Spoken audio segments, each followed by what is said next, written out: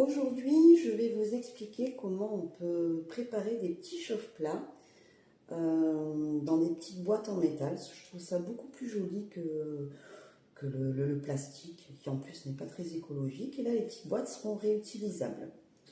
Donc, je vais vous montrer le matériel nécessaire pour préparer ces petits chauffe-plats qui iront sous vos brûle-parfums. Alors, déjà, il vous faut des petites boîtes. Voilà, donc des petites boîtes avec couvercle. Alors vous voyez, il y a plusieurs formes, plusieurs couleurs surtout. De la cire, bien évidemment. Alors il faudra penser à de la cire, il faut absolument impérativement prendre de la cire pour bougies coulées. Voilà, donc moi c'est de la cire Kerax 4130. Après la cire d'abeille, la cire d'olive fait tout aussi bien l'affaire. J'ai déjà pesé la cire, donc en fait c'est pas compliqué, hein. Vous avez une balance qui fait la conversion millilitres et grammes. J'ai rempli la quantité d'eau là-dedans et ça m'a donné à peu près 15 grammes pour ces petites boîtes. Il vous faudra bien évidemment des petites mèches, voilà, donc qui sont spéciales pour chauffe-plat puisqu'elles sont courtes, et des petites pastilles adhésives pour pouvoir faire tenir la mèche au fond de votre petit chauffe-plat. Comme j'aime bien ajouter une petite couleur, j'ai préparé une petite couleur violette sous forme de... Alors c'est pas de la poudre, c'est des petits morceaux qui se dissolvent très bien dans la cire une fois qu'elle est fondue. Alors ça se dissout à peu près entre 65 et 70 degrés.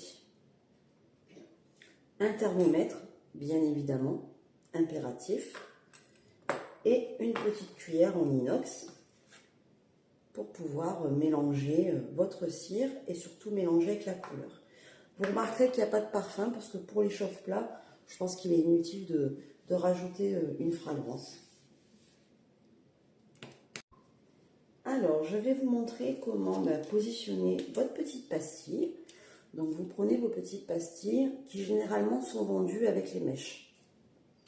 Donc vous la décollez puisqu'elle est adhésive. Il y a une autre pellicule. Alors moi je préfère faire comme ça. Je positionne sur mon doigt. Je récupère ma petite boîte et je centre au milieu. Voilà. Je ne sais pas si vous voyez bien. Voilà. Et après vous prenez votre petite mèche avec votre support en métal que vous venez positionner sur la petite pastille adhésive. Et j'appuie bien dessus. Voilà. Votre premier chauffe-plat est prêt à recevoir la cire. On va faire pareil avec le deuxième. Donc, petite pastille adhésive. On enlève la petite pellicule. Je positionne sur un doigt, ce qui permet de centrer un peu mieux. Après, vous pouvez très bien utiliser une pince, une pince à épiler. Personnellement, je préfère utiliser mes doigts. Je trouve ça plus simple, surtout sur des petites boîtes comme ça. La petite mèche avec le support en inox qu'on positionne et qu'on appuie, et voilà, et vous avez les petits chauffe-plats qui sont prêts. Et on fait pareil pour tous les autres. Voilà, nos petits contenants sont tous prêts.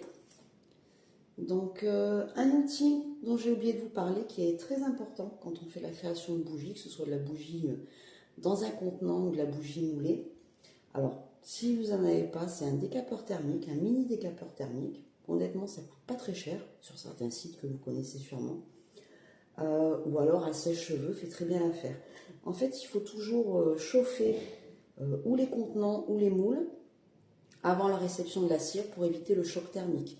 C'est-à-dire que la cire va être coulée entre 60 et 70 degrés et votre contenant est froid, ce qui risque d'entraîner un choc thermique et du coup des fissures et se décoller en fait de la paroi.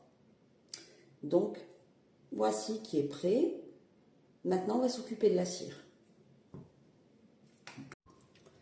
Alors, n'ayant pas de matériel professionnel, on utilise une casserole, un contenant pour faire chauffer sa cire au bain-marie. De manière plutôt légère pour que la cire fonde uniformément et qu'on obtienne une température. Donc, la fonte de la cire, tout est indiqué sur les paquets.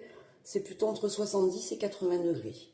Et l'incorporation du colorant, donc pour moi le violet aujourd'hui, mais c'est ce qu'on verra après, c'est entre 65 et 70 degrés.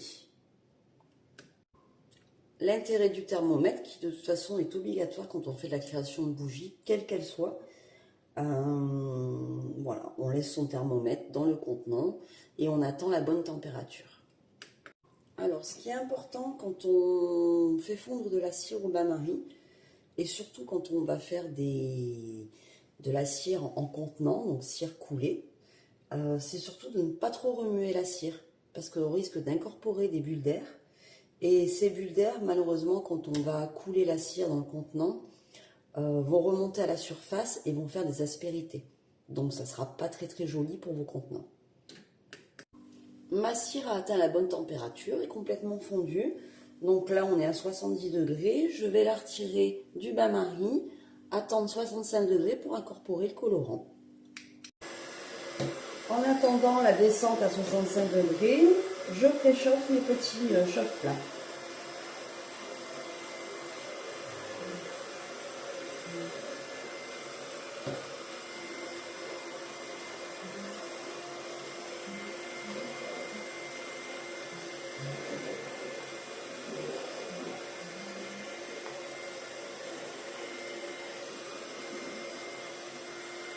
Voilà, mes chauffe-plats sont prêts à accueillir la cire. Je suis à 65-300, donc je vais pouvoir commencer à incorporer le colorant. Donc le colorant, c'est vraiment en fonction de votre idée de la couleur. Donc ça se présente sous forme solide.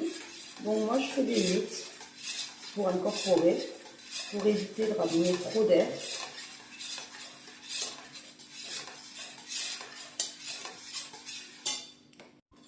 Donc j'ai atteint la couleur désirée. Alors je ne sais pas si vous voyez réellement. C'est plutôt un violet assez clair qui va encore éclaircir quand il va refroidir. Et maintenant, on peut remplir nos petits moules. Alors en y allant tout doucement, en évitant de toucher trop la mèche.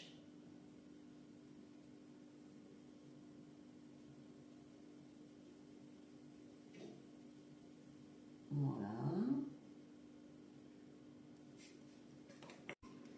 Voilà, nos petits moules sont remplis. Vous voyez un joli violet. Et je vous donne rendez-vous dans, on va dire, une petite heure. Déjà, ça va commencer à se solidifier. Et vous pourrez les utiliser au bout de quelques heures.